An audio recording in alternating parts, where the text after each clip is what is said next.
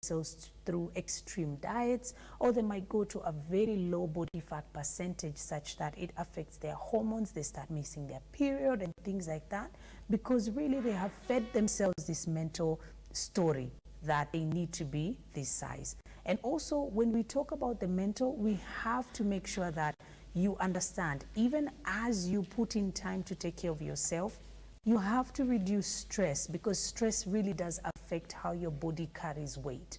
Because when you are stressed and you think too much or you obsess over something, research proves that when you obsess over something, you are more likely to actually make the mistake that you're trying to avoid. Right. So even if it will be long term, it will still catch up with you at some point. So the stress levels really do cause inflammation all throughout the body, and inflammation is just a pathway to illness, okay?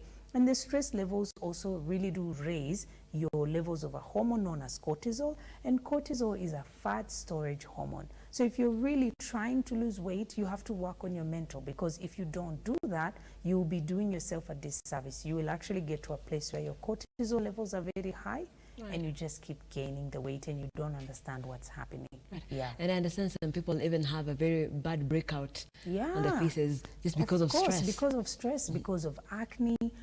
It comes about because of hormone levels, right? So when you think about the body and how it works, it's very interesting how your hormones are released to do certain things and perform certain functions.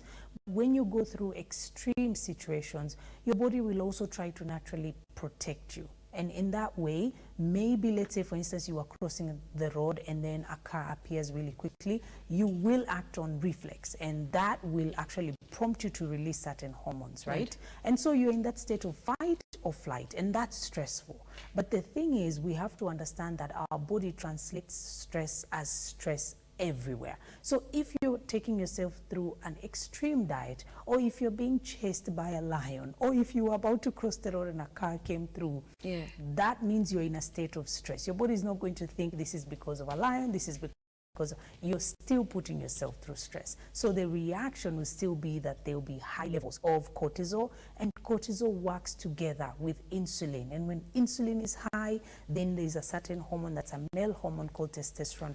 It also increases in the body. So when that increases, you get acne. You actually get really, really bad acne that comes from stress. And that's why you find most of the times, if a woman has PCOS, you find that they actually have acne, because it comes from, it started with high stress, it started with high blood sugar, insulin, then it translates to high testosterone, then it leads to the very stubborn acne. And it's not something you're going to get rid of by applying something topically.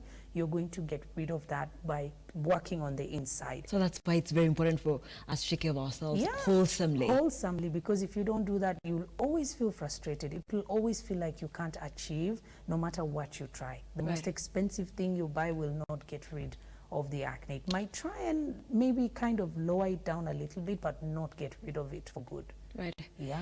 When people talk about